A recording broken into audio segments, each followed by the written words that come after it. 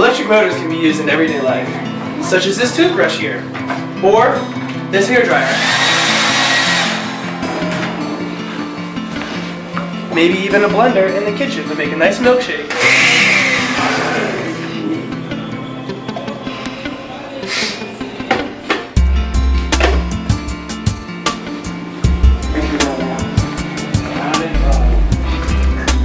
Or in a convection oven.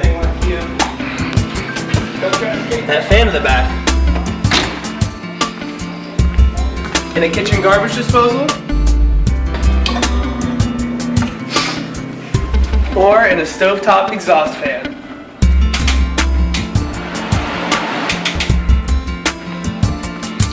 Vacuum cleaner has electric motors in it too.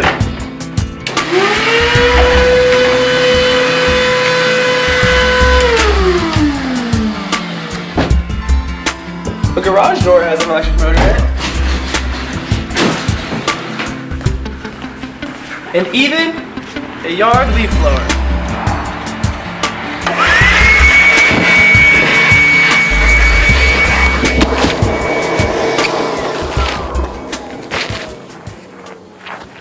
But how do they work?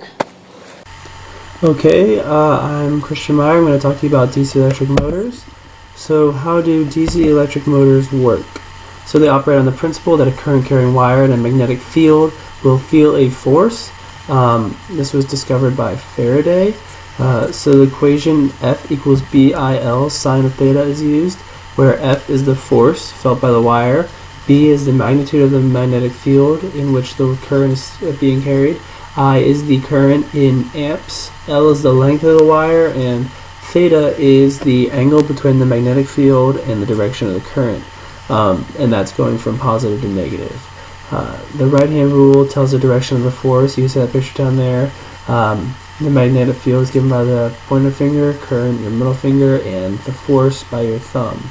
DC motors create a current through a wire in the magnetic field in order to create a force on the wire that turns electric energy to mechanical energy. So the electric energy of a battery is converted to mechanical energy using this known thing that a current carrying wire will feel a force when it's carrying a current in a magnetic field. So there are two types of motors. You can have a brushed motor or a brushless motor. Brushed motors have fixed magnets and rotating coils, and a brush transfers current to the coils as they rotate, creating magnetic fields that respond to the magnetic field of the permanent magnet. Brushless motors, however, have fixed coils and rotating magnets, as well as a reed switch, which allows current to flow into coils in a synchronized fashion, such that the magnets are repelled and attracted to keep the motor going continuously. Most of the motors we have today are brushed, and that's because the mechanism in a brushed motor is just simpler. However, it does have its negative sides. They're very open to wear and tear. Since they are brushed, there is friction, and friction, as mentioned, will have an effect on the speed of the motors. Brushless motors have some negative sides. They have to have that reed switch, which you see in the description. It's needed to synchronize the coils going on and off to keep the motor going. That's kind of a little bit of computer technology almost that is not necessary in a brushed motor. However, brushless motors can operate at high heats, which is not something that brushed motors can do very well. Okay, so our motor, how does it work? We have a loop of wire which carries a current within a magnetic field. The loop of wire is in the shape of a circle. The force produced by the magnetic field in the current carrying wire exudes a torque on the loop and spins it.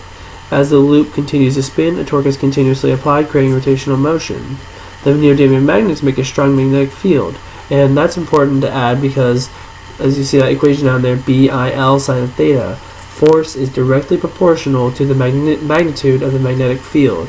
And so when you have a neodymium magnet, which has a very, very large magnetic field, it'll create a large force on a current carrying wire. It's that B right there. This is just a simple example of the type of motor we built. Ours differs in a couple ways. Our supports are not quite the same.